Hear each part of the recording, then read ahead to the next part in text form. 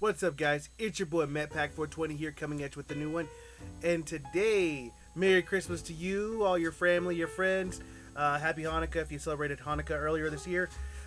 If you celebrate Kwanzaa, you should probably stop because Kwanzaa was created by a black supremacist who raped and tortured 2 women back in the day. But that's neither here nor there. No, today I wanted to do my top 10 Christmas movies because it's Christmas Day. And there's, nothing really going on because, it's Christmas Day. And I just wanted to do a fun little video, entertain everybody, and give everyone my top 10 Christmas movies here. So let me pull up my little list here that I got. This is my list. Your list may be different. That's totally cool. This list is a mix of new stuff, old stuff, classics, of course. Well, let's go ahead and get into it. Number 10, this one's a newer one. And by newer one, I mean like literally this year. 8-Bit Christmas. Saw that one the day after Thanksgiving and really enjoyed it. Reminds me of A Christmas Story except new. It's a story about a kid who wants a NES for Christmas, but this is the 80s, right? So they were kind of hard to come by in some places, and they were kind of expensive for some people, especially certain cartridges. So the story is this kid is longing for an NES for Christmas. There's a rich kid down the block that has one, and chaos ensues. It's really good. It really is. It reminds me of A Christmas Story, the way the parents and the mother basically cock block his NES time, and it's just a really good movie, good story. The relationship bonded between the father and the son, and the ending. It is one of those instant classics in my opinion. So if you haven't checked it out, it's on HBO Max. It stars Neil Patrick Harris, and it's really good. So check it out. 8-Bit Christmas. That is number 10. Number 9, okay, this one's non-traditional.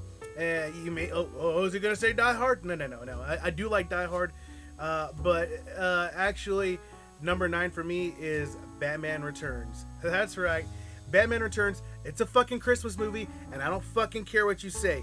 It is. Just based on the ending alone, it's a Christmas movie. Well, come what may. Merry Christmas, Mr. Wayne. Merry Christmas, Albert. Goodwill toward men and women.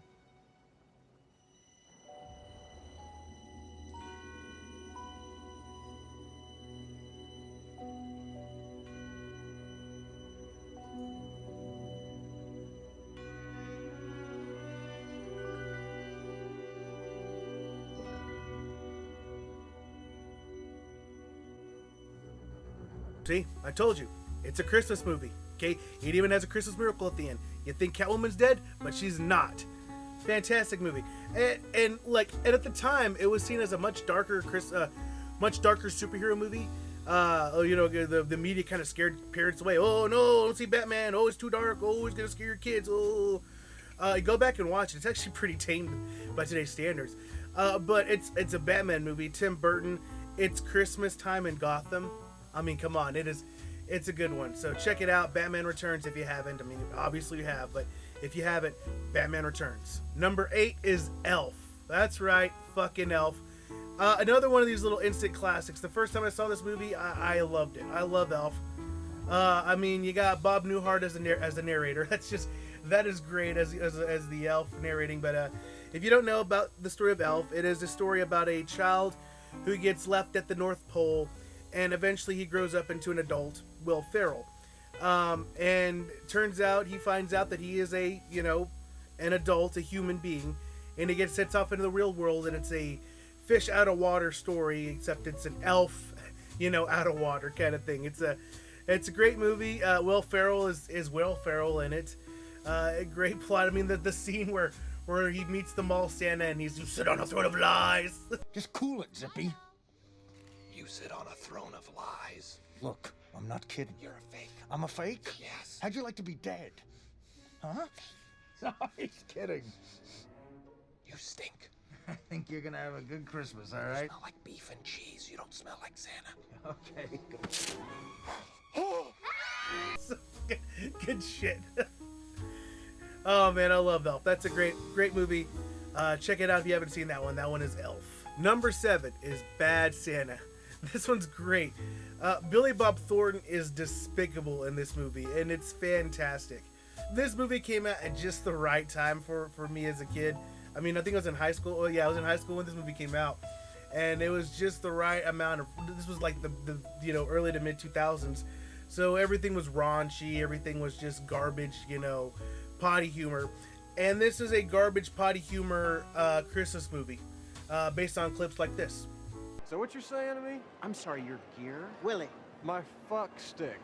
Hey, Willie, take a seat. You know how your blood sugar is. He's not going to say stick in front of the children, is he? No, no, no. So yeah, this one is a classic.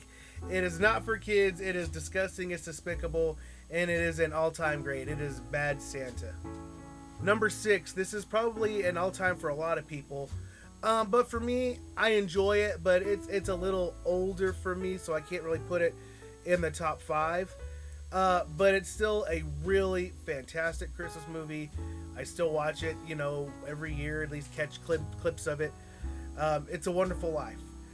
This thing has been overdone so many times with how many Christmas specials and Christmas TV shows modeled after the premise of this. And of course, you know the premise. A guy wants to commit suicide. Angel comes down, convinces him that his life is not meaningless, and he gets his wings, so on. So a beautiful Christmas movie, it really is. Takes a while to get going, but once you get past the first 30-40 minutes of like opening, and it gets going, once you learn all the characters and everything, it's a really fantastic movie. So it's a Wonderful Life. That's a classic right there. All right, we've entered the top 5. So what'll be number 5? What is it? Scrooged. That's right, Scrooged. Oh man, Bill Murray. Another person who's fantastic, but plays a despicable character. This is great. So this is just another retelling of the Christmas Carol. But the twist is Bill Murray is a despicable TV executive who's only concerned with furthering his career and ratings. And it's great. He's despicable. He is clearly Scrooge. And we get the three ghosts. It's a Christmas Carol. Ghost number 2 is a fan favorite. She's great.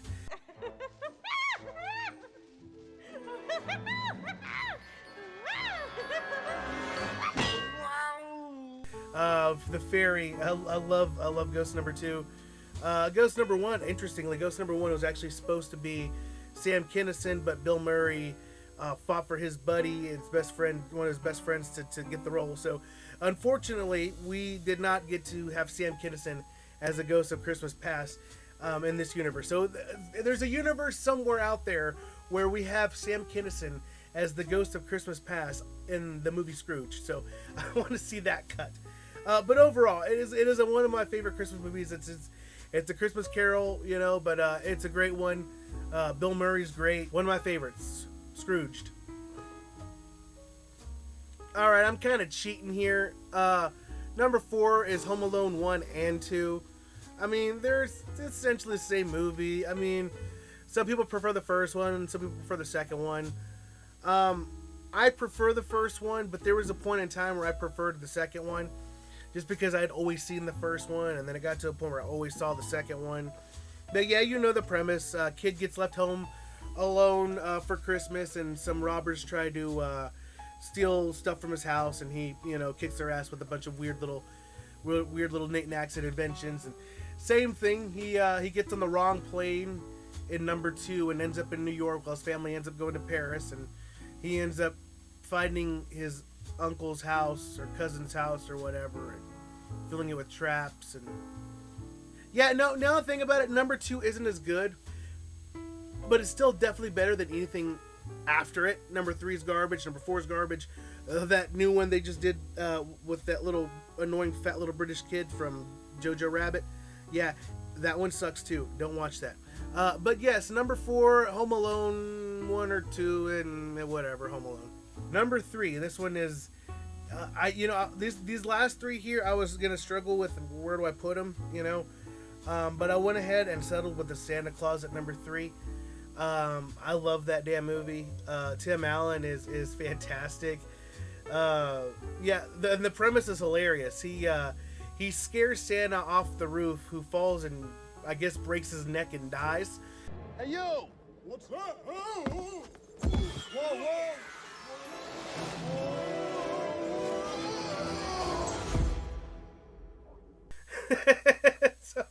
so he accidentally kills Santa, and his son's like, "Hey, put the red suit on. You know, we gotta be Santa Claus." He's like, "That's stupid." Long story short, he puts the suit on, and over time turns into the Santa Claus. Great movie, and yeah, the sequels are terrible. They are, but the first one's great. That scene where they have to go to Denny's because he burns the turkey, and the guy across from them is wearing bandages on his hands because he burned the turkey. Burn a turkey? Freaking great. All right, number 2, Christmas Vacation. Oh man, this movie, watched every year for like a good decade straight when this movie came out. My dad and me were big fans of the vacation movies. Especially, I really liked European Vacation because I was a weird kid growing up. But the first one's clearly the best one. But this one, I don't know. I want to say that this is the best vacation movie now. It's great. Cousin Eddie's great. Because Randy Quaid's a nut job. I love Randy Quaid. He's a nut job in every movie he's in. He's a nut job in real life. The guy is just great. They got that dog with the sinus problem. He's just drooling everywhere. Oh man, he's choking on the turkey. Like...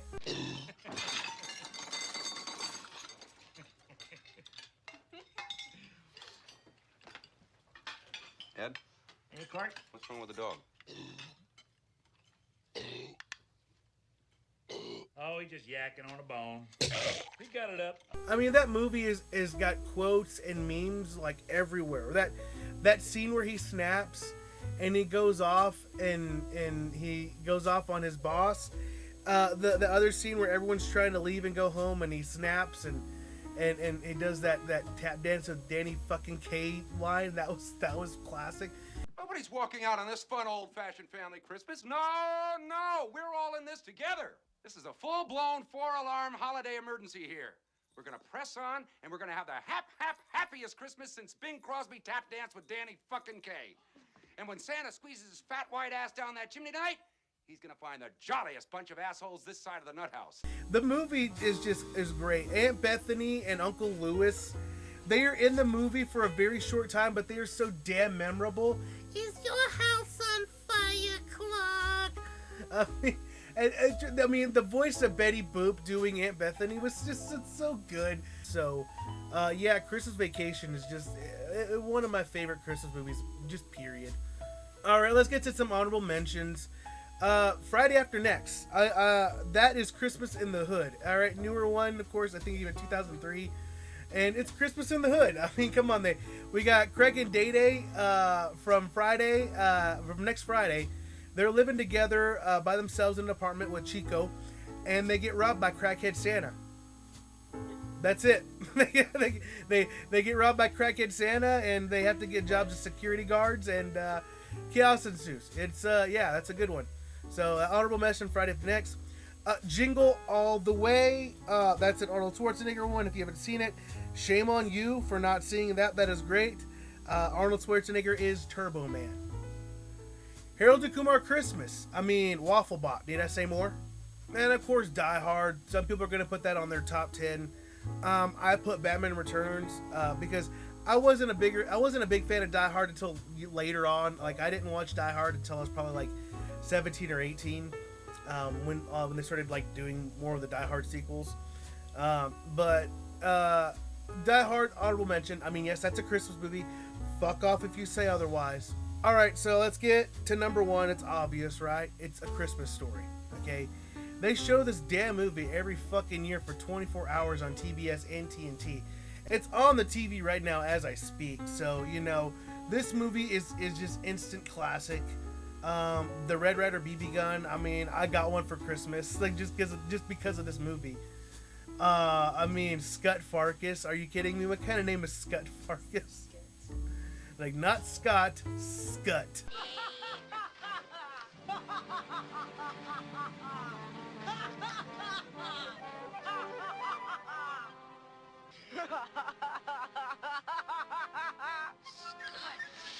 Scott Farkas. What a rotten name. We were trapped. There he stood, between us and the alley. Scott Farkas staring out at us with his yellow eyes. He had yellow eyes, so help me God, yellow eyes. I mean, Randy getting his little brother getting completely wrapped up like a giant red tick, him falling over, like this movie is great. The dad, they're trying to cover up his curse words, and he's just saying nonsensical, just gibberish, but it's great. And of course the fudge, except he didn't say fudge. Oh man, that movie is an instant classic. And you know what's funny is, back in the day when I was much younger, I was the only one that ever heard of this movie. I remember bringing it up in elementary school about, have you seen this Christmas movie? And everyone looked at me weird. It wasn't until Turner got the rights to this movie and they started blasting this thing and shoving it down everyone's throats that they realized how amazing this movie really is and how great a Christmas movie it really freaking is. It's one of my favorites. It really is. I mean, I go out and eat Chinese dinner, for Christmas because of this movie. Okay, Chinese restaurants are open because of this movie, all right?